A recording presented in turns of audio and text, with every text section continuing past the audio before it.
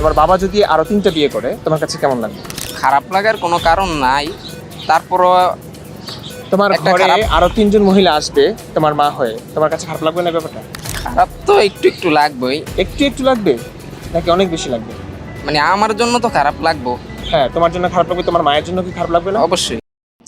তোমার বাবা যদি 4টি বিয়ে করেন তুমি কি মেনে নিতে পারবে? অথবা তোমার স্বামী যদি 4টি বিয়ে করেন তুমি কি তা মেনে নিতে পারবে? এটি মূলত কাফের নাস্তিকদের একটি প্ররোচনামূলক ইমোশনাল ও আবেগতাড়িত প্রশ্ন, যা যুক্তির চেয়ে মানুষের অনুভূতিকে বেশি প্রভাবিত করার জন্য করা হয়।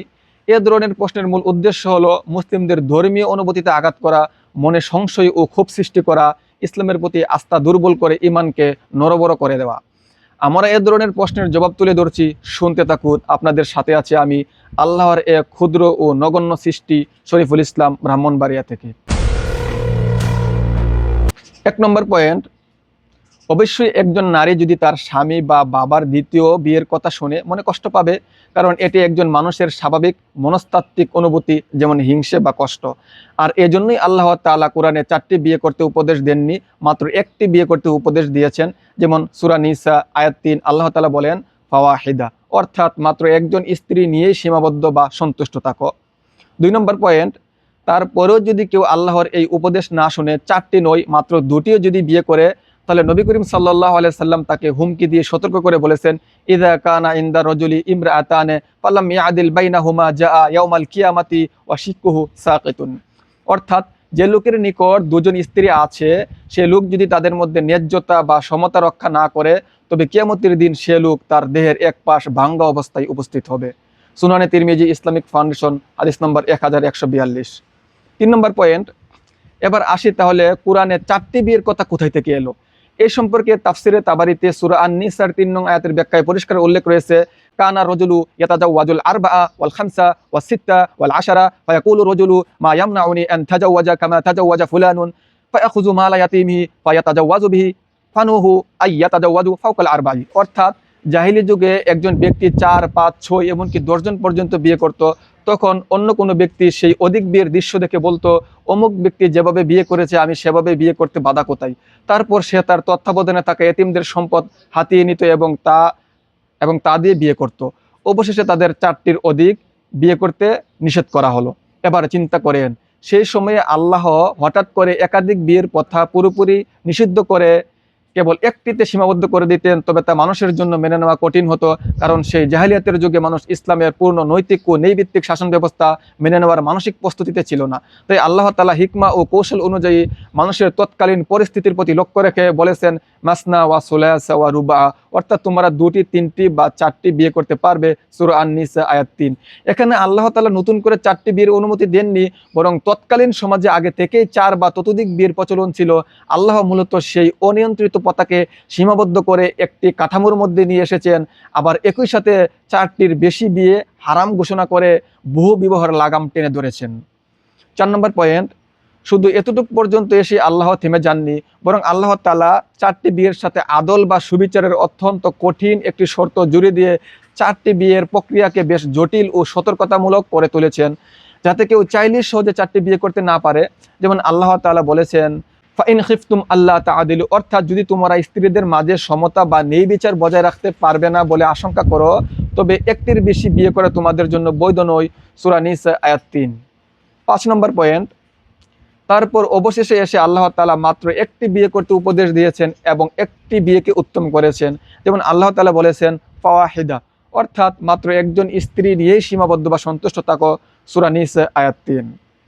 6 নম্বর পয়েন্ট, কুরআন কিয়ামত পর্যন্ত সমগ্র মানব জাতির জন্য হিদায়াত ও কল্যাণের গ্রন্থ।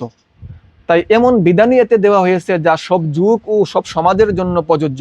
যেমন যেই সমাজে বহু বিবাহ স্বাভাবিক ছিল, কুরআন সেই সমাজের প্রয়োজনকেও মোকাবিলা করেছে।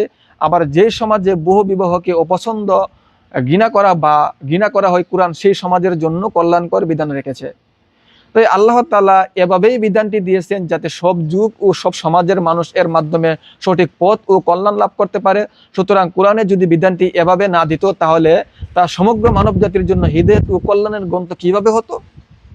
7 নম্বর পয়েন্ট, তারপরেও যদি কোনো পুরুষ দ্বিতীয় বিয়ে করে এবং তার প্রথম স্ত্রী যদি মানসিকভাবে দ্বিতীয় বিয়ে একবারেই মেনে নিতে না পারেন, সতীনের প্রতি তীব্র হিংসা বা ক্ষোভের কারণে স্বামীর প্রতি অবাধ্য হওয়ার আশঙ্কা করেন এবং মনে করেন যে তিনি আল্লাহর দেওয়া হুকুম বা স্বামীর হক আদায় করতে পারবেন না, তাহলে এতে কোনো গুনাহ হবে না, কোনো পাপ হবে না, কারণ এটি একজন মানুষের স্বাভাবিক মনস্তাত্ত্বিক অনুভূতি।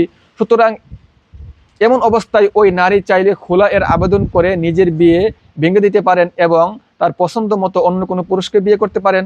এর দলিল হচ্ছে আল্লাহ তাআলা পবিত্র কোরআনে সূরা বাকারার 229 নম্বর আয়াতের মধ্যে বলেছেন, ফাইন খিফতুম আল্লাহ ইউকিমা হুদুদাল্লাহ ফালা জুনাহা আলাইহিমা ফিমা ইফতাদাত বিহি। এর অর্থ হচ্ছে, সুতরাং তোমরা যদি আশঙ্কা করো যে তারা আল্লাহর সীমারেখা কায়েম রাখতে পারবে না, তাহলে স্ত্রী যা দিয়ে নিজেকে মুক্ত করে নিবে তাতে কোনো গুনাহ নেই। আরও একটি দলিল হচ্ছে সহিহ বুখারীর ইসলামিক ফাউন্ডেশন হাদিস নম্বর 4894। সাবেত ইবনে কায়েসের স্ত্রী রাসূল সাল্লাল্লাহু আলাইহি সাল্লাম এর নিকট এসে বলল, ইয়া রাসূলুল্লাহ, সাবেত ইবনে কায়েসের দিনদারি এবং চরিত্রের উপর আমার কোনো অভিযোগ নেই, কিন্তু আমি মুসলিম হয়ে কুফরি করাটা মোটেও পছন্দ করি না। রাসূল সাল্লাল্লাহু আলাইহি সাল্লাম বললেন, তুমি কি তাকে মোহর হিসাবে তোমাকে যে বাগানটি দিয়েছিল তা ফেরত দিবে? সে বলল, হ্যাঁ। রাসূল সাল্লাল্লাহু আলাইহি সাল্লাম সাবেত রাদিয়াল্লাহু আনহুকে বললেন, বাগানটি ফেরত দিয়ে তাকে এক তালাক দিয়ে দাও। এই হাদিসে কুফর বলতে স্বামীর প্রতি অকৃতজ্ঞতা বোঝানো হয়েছে, কারণ এটি স্ত্রীর পক্ষ থেকে স্বামীর অধিকারের ক্ষেত্রে অবহেলা করা। এছাড়াও এখানে কুফরের আরও অর্থ হতে পারে, যেমন শত্রুতা, বিরোধ, কলহ, অথবা স্বামীর প্রতি তার তীব্র অপছন্দ তাকে এমন পর্যায়ে নিয়ে যেতে পারে যে বিবাহ ভেঙে দেওয়ার উদ্দেশ্যে তিনি প্রকাশ্যে কুফরি কথা বা কাজ করে বসবেন। যদিও তিনি জানতেন এটি হারাম, কিন্তু তিনি আশঙ্কা করছিলেন যে প্রবল ঘৃণা তাকে এমন কাজে ঠেলে দিতে পারে। বিস্তারিত দেখুন ইবনে হাজার আসকালানি রহিমাহুল্লাহ এর ফাতহুল বারি শরহ সহিহ বুখারী খণ্ড 9 পৃষ্ঠা 400, সৌদি অনলাইন লাইব্রেরি মাকতাবে শামেলা। সুতরাং তাহলে বুঝতেই পারছেন, যদি কোনো পুরুষ দ্বিতীয় বিয়ে করেন এবং তার প্রথম স্ত্রী যদি মানসিকভাবে দ্বিতীয় বিয়ে একবারেই মেনে নিতে না পারেন, সতীনের প্রতি তীব্র হিংসা বা ক্ষোভের কারণে স্বামীর প্রতি অবাধ্য হওয়ার আশঙ্কা করেন এবং মনে করেন যে তিনি আল্লাহর দেওয়া হুকুম বা স্বামীর হক আদায় করতে পারবেন না, তাহলে এতে কোনো গুনাহ হবে না, কোনো পাপ হবে না, ঈমানও চলে যাবে না, কারণ এটি একজন মানুষের স্বাভাবিক মনস্তাত্ত্বিক অনুভূতি। সুতরাং এমন অবস্থায় ওই নারী চাইলে খোলা এর আবেদন করে নিজের বিয়ে ভেঙে দিতে পারেন এবং তার পছন্দ মতো অন্য কোনো পুরুষকে বিয়ে করতে পারেন।